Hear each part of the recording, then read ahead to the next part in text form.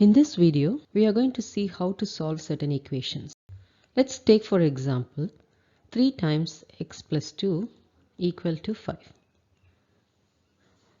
Actually, in this video, we are going to see some higher level equations and see how they can be solved. Simple equations like x minus 2 equal to 6 or 3 times 3x plus 2 equal to 5. These equations we have already done before in the same section. Now we are going to move forward to see how to solve equations with a little higher level of difficulty. So in this case, if we are going to take this equation as 3 times x plus 2 equal to 5, how are we going to solve this? There are two ways of doing this. We can actually open the bracket 3x and 3 times 2 is 6. So 3x plus 6 is equal to 5, and then we can make this equation look like this equation, and then we can balance the equation on both the sides, like you have to subtract minus 6 on both the sides to eliminate this 6. So we'll have 3x on this side and we'll have 5 minus 6 is minus 1. So x is equal to negative 1 over 3. This is one way of solving this equation. The other way is we have 3 times x plus 2 equal to 5. So this multiplication can be removed, like we can just divide by 3 on both the sides first so that this 3 gets off. Then we have x plus 2 is equal to 5 over 3, and then we can subtract minus 2 on both the sides so that this goes off, and we have x is equal to 5 minus 6 over 3, which is negative 1 over 3, and it's the same answer as before. So whichever way is convenient to you, you can use. Next, let's see another example. 3 times x plus 2, but we are going to add some more. 2 times x plus 3 and equal to 6. So we have two terms on the left hand side, two bigger terms. So in this case, you cannot divide by 3 or divide by 2 because there is a plus sign here. So you cannot take these two numbers out of the place now. So the only way you can do is open the bracket. So it is 3x plus 6 on this, and then 2x plus 2x plus 6. Be careful about the positive negative sign. We have all positive here, equal to 6. So we can add the like terms, 5x, and I would actually cancel one of these 6's, but I can actually add these two 6's and make it 12 on this side and keep the 6 on the other side the same. So we are now reducing this equation to something like ax plus b equal to c form. So we know this, how to do this. We need to eliminate this b, so subtract b on both sides, and then we have to take out this a by dividing by a on both the sides. So this is the method we have already followed. So we'll use the same method. So we want to get rid of this 12, so subtract 12 on both the sides. So we'll have 5x is equal to negative 6. So 6 minus 12 is negative 6, and these two get cancelled. So then divide by 5 on both the sides. So we'll have x is equal to negative 6 over 5. So this is your answer for this particular equation. Let's move on and see another equation where we have 2x plus 5 on one side, and on the other side also we have an expression with x, say 6x minus 3. So how do we solve this? On both the sides we have x terms. So basically we need to find x is equal to what, right? So we need to have x on your left hand side and all the numbers on your right hand side. So we need to take this 6x to this side.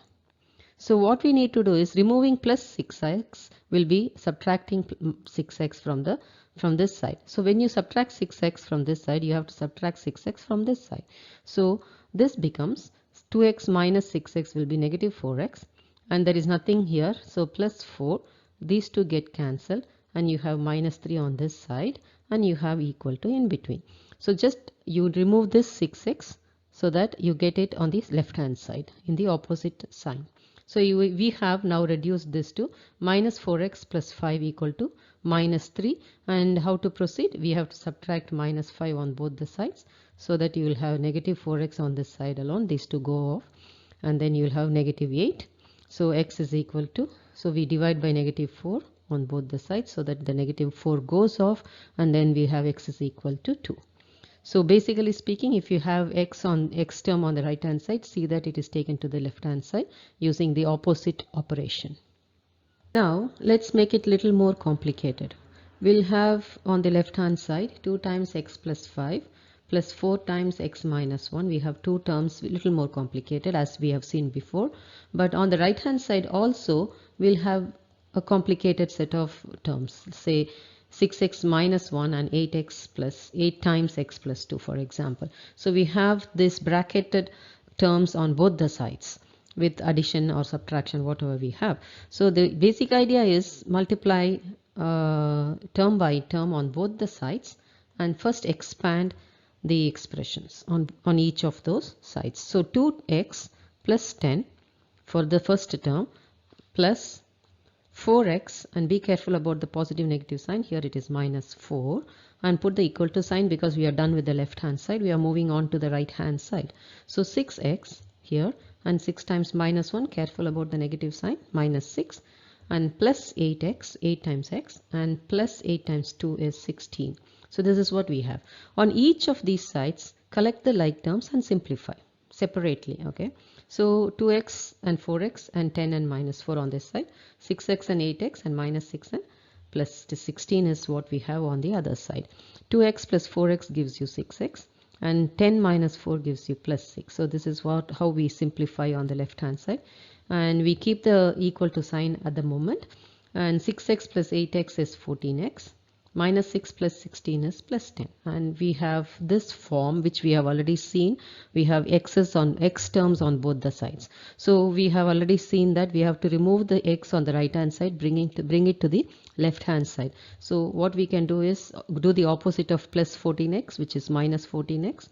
So first you bring the x term to one side, on the left hand side is always better, and so we have 6 minus 14x is minus 8x, and remaining things we just write it as it is. Here they get cancelled. That is the idea we did to subtract 14x, and we are simplified to this form where you have an x term plus a number equal to another number, and we know what to do. We just need to subtract so that we get rid of this extra term on the left hand side. So we have negative 8x is equal to 4, and then what we need to do is divide by negative 8 and divide by negative 8 on both sides so that this cancels, and then therefore we have x is equal to minus 1 over 2.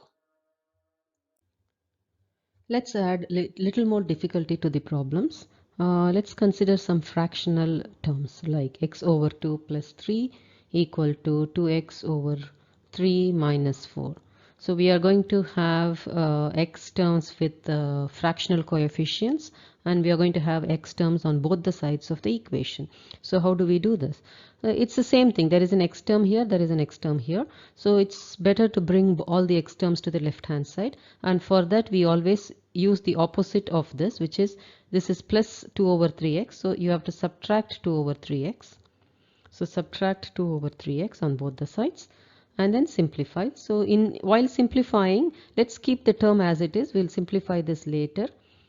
X over 2 minus 2 over 3x will be here, and then this plus 3 remains as it is. On the other side, this gets cancelled and you will have negative 4.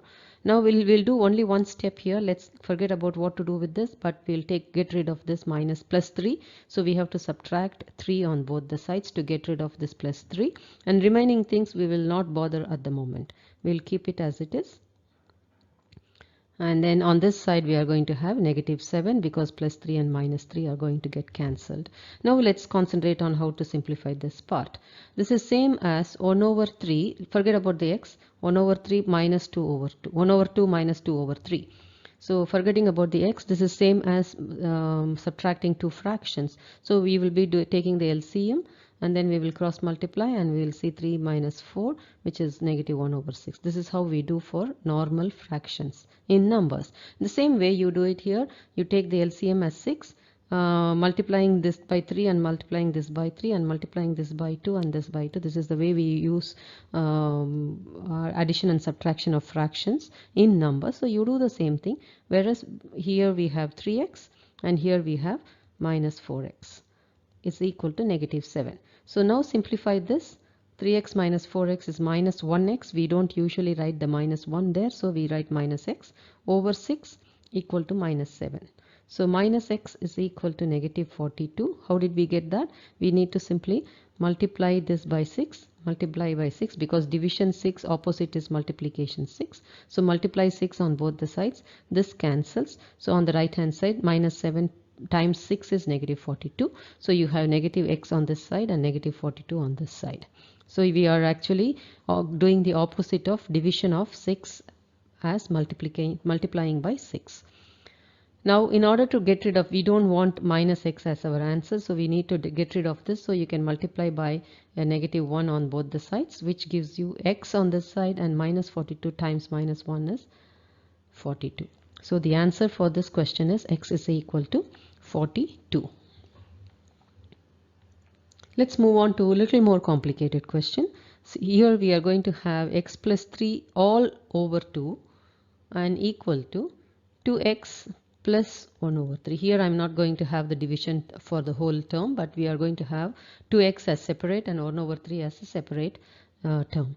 Now how do we do this? We need to first get rid of this 2. It's always better to get rid of this 2 here because it is whole divided by 2. The whole side is being divided by 2. So division of 2 opposite is multiplication of 2. So you multiply the whole thing on the left hand side by 2. Therefore you have to multiply the whole thing on the right hand side by 2. Not just x terms are not just one of the terms, but you are multiplying the whole thing by 2.